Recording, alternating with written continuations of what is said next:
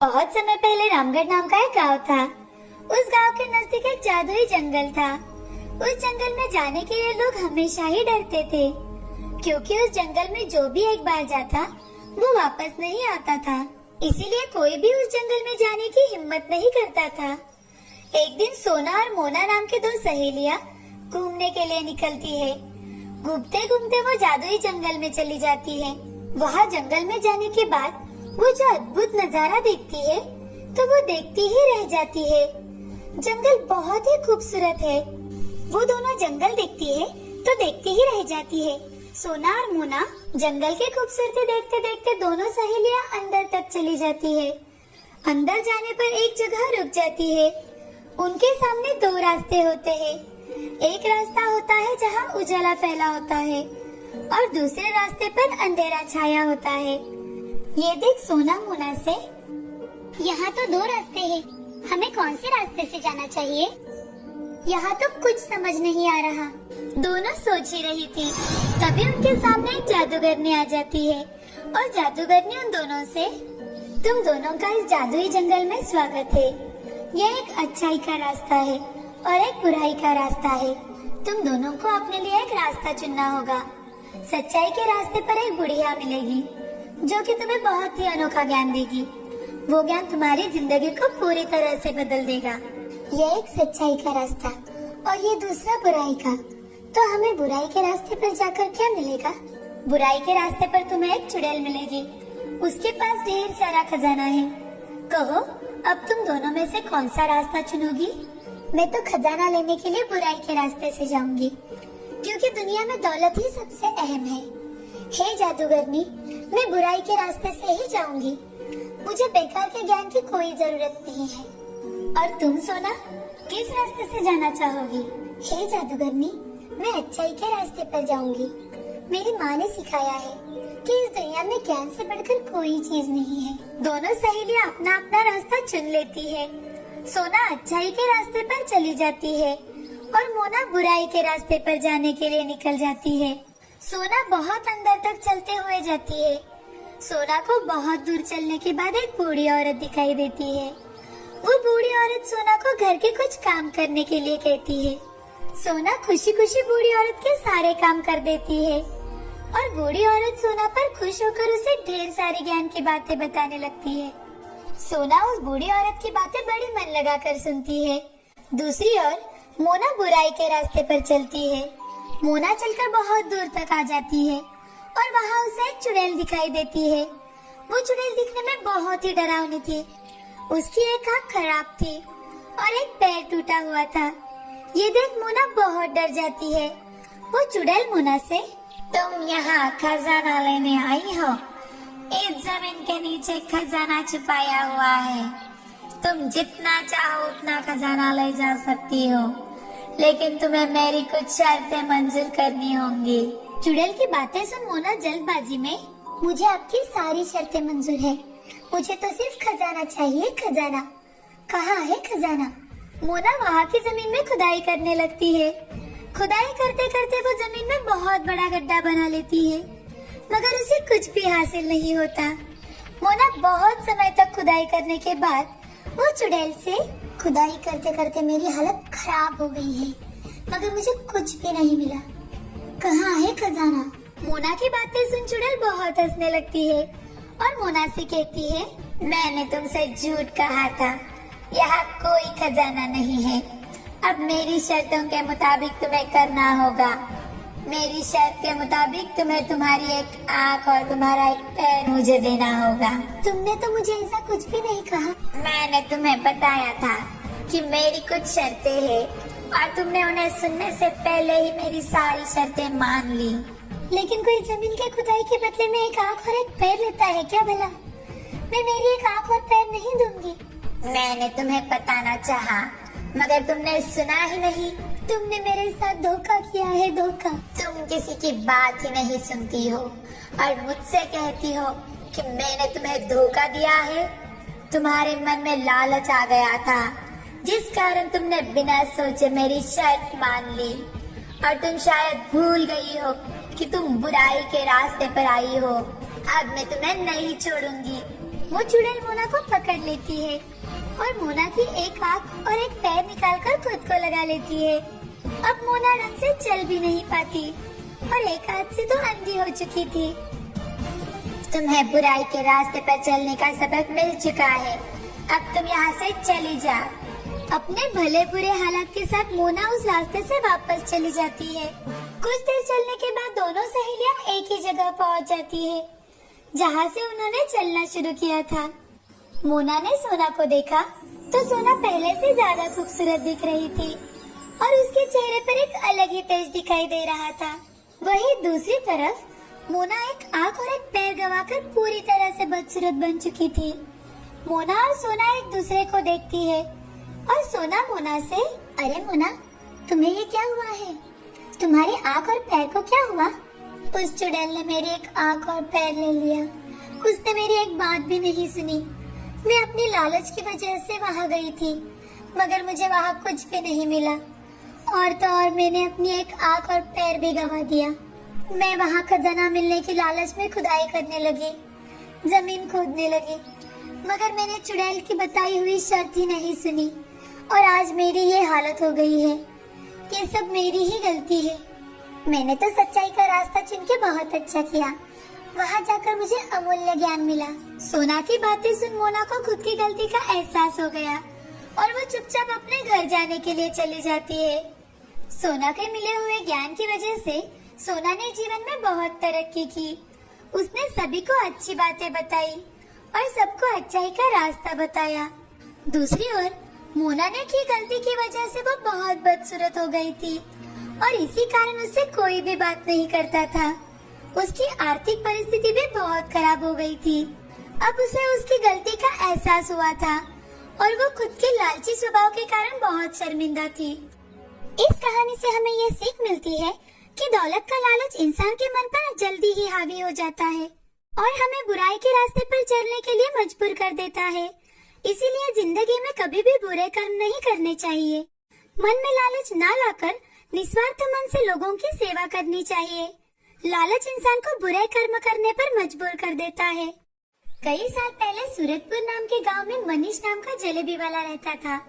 कई पुश्तों से वो जलेबियां बेचा करते थे। मनीष की बनाई हुई जलेबियां सभी लोगों को पसंद थी और इसी कारण लोग भी बड़े मजे से खाया करते थे। मनीष बहुत ही लालची आदमी था। वो सबको ठगने के बारे में ही सोचा करता था। सबकी नजर बचाकर वो तराजू के नीचे चुंबक लगा देता था। कुछ लोगों के तो पैसे हेरा फेरी करके, कुछ लोगों के झगड़ा करके उनसे ज्यादा पैसे वसूल कर लेता था। उसी गांव में एक आराध्या नाम की छोटी बच्ची रहा करती थी। वो बेचारी बहुत गरीब घर की थी। आराध्या दिन भर घर के सारे काम करके उसमें से वक्त निकालकर स्कूल में जरूर जाया करती थी। उसका विश्वास था कि पढ़ाई करके उसका भविष्य जरूर अच्छा होगा। उसके स्कूल में एक रघु नाम का एक नटखट लड़का था। वो हमेशा आराध्या को परेशान करता था और उसे हमेशा रुलाता था। एक दिन आराध्या रास्ते से चल के जा रही थी, तभी रघु पीछे से साइकिल पर आया और जानबूझकर आराध्या से टकराया। आराध्या साइकिल का धक्का लगने की वजह से नीचे सड़क पर गिर गई। तभी रघु ने आराध्या से कहा, क्यों रे आराध्या, बड़ी मैडम की तरह रास्ते के बीचों बीच चल रही है। घंटी बजाने पर भी बाजू नहीं रखती हो। तुम क्या बहरी हो? रघु के ऐसे कहते ही आराध्या बहुत चिढ़ जाती है। आराध्या चिढ़कर रघु से, तुमने बेल कहाँ बजाई थी? झूठ मत बोलो। वैसे भी तुम मुझे हमेशा सताते रहते हो। अगर तुमने फिर से ऐसा किया तो मैं हेडमास्टर जी से तुम्हारी शिकायत कर दूंगी। अरे जा जा, तुम्हें जिसको मेरा नाम बताना है बता दो, मुझे कोई फर्क नहीं पड़ता। स्कूल तो मेरे दादाजी ने बनवाया है और तुम्हें पता है मेरे पिताजी कौन है? जाओ तुम हेडमास्टर जी से कंप्लेंट करो। रघु आराध्या को फटकारते हुए वहाँ से चला जाता है। तभी आराध्या चुपचाप घर चली जाती है। एक दिन आराध्या अपनी माँ से, माँ, स्कूल के पास सब लोग कुछ न कुछ खरीद कर खाते हैं। मुझे भी खाने का मन करता है, मगर आपके पास पैसे नहीं है ना, इसीलिए आपसे मांगने के लिए सोचती हूँ। आराध्या की बातें सुन उसकी माँ सुमति आराध्या से, हे भगवान, मेरी गरीबी के कारण मेरे बच्चे मुझसे कुछ मांगने के लिए भी सोचती है। ऐसी परिस्थिति किसी माँ पर ना आए। ये 10 रुपए लो, और इससे तुम्हें जो मन में आए वो खा लेना। ऐसा कहकर सुमति आराध्या को 10 रुपए दे देती है और वहाँ से चली जाती है। तभी आराध्या 10 रुपए लेकर बाजार में चली जाती है। वहाँ जाकर आराध्या एक जलेबी की दुकान के पास आती है। जलेबी की खुशबू सुन आराध्या वहीं ठहर जाती है। मनीष दुकान पर गर्मा गर्म जलेबी बना रहा था। गर्मा गर्म जलेबियों की खुशबू सुन आराध्या के मुंह में पानी आ गया। आराध्या वहीं खड़ी रह जाती है। तभी मनीष आराध्या से, अरे क्या चाहिए बेटी तुम्हें? गर्मा गर्म जलेबी दूं क्या? आपकी जलेबियों की खुशबू बहुत अच्छी है। जलेबियाँ कैसे दे रहे हो चाचा? तभी मनीष आराध्या से, 1 किलो 240 की, आधा किलो 120 और 1 पाव 60 रुपए की, 10 रुपए की एक जलेबी। जलेबी के भाव देखकर आराध्या मन ही मन, बाप रे, यहाँ तो 10 रुपए की एक ही जलेबी मिल रही है। इस जलेबी से मेरा पेट तो नहीं भरेगा। ऐसा करती हूँ कि ये पैसे लेकर अपनी माँ को दे देती हूँ। माँ ने कितनी मेहनत से रुपए कमाए हुए हैं। ऐसा सोचकर आराध्या वहाँ से जाने लगती है। तभी मनीष आराध्या से, बताओ बेटी तुम्हें कितनी जलेबी दूं? मुझे जलेबी नहीं चाहिए चाचा, मैं तो सिर्फ देखने आई थी। अभी के अभी मुझे 10 रुपए दो, नहीं तो मैं तुम्हें यहाँ बांध कर रखूंगा। उसकी बातें सुन आराध्या बहुत डर जाती है और आराध्या मनीष से, चाचा मैंने आपकी दुकान से कुछ भी नहीं लिया और मैं आपको किस चीज के पैसे दे दूं? तुम कब से मेरे दुकान के सामने खड़ी होकर जलेबियों की खुशबू ले रही हो और मुझसे ही कह रही हो मेरे जलेबियों की खुशबू लेने के भी पैसे लगते हैं, समझी? मैं कहाँ से दूं चाचा, मैं बहुत गरीब हूँ। अरे मुझे उससे क्या मतलब, मुझे मेरे पैसे चाहिए वरना तुम यहाँ से नहीं जा सकती। मनीष की बातें सुन आराध्या रोने लगी और मनीष फिर से आराध्या से, अगर पैसे नहीं दे सकती तो यहाँ मेरी जलेबियों की खुशबू सूंघने क्यों आई? चलो निकालो पैसे, मुझे सब पता है तुम गरीबों के नाटक। आराध्या रोने लगती है। तभी उसका दोस्त रघु वहाँ से साइकिल से जा रहा था। वो देखता है कि आराध्या उस दुकान के सामने खड़ी रो रही है।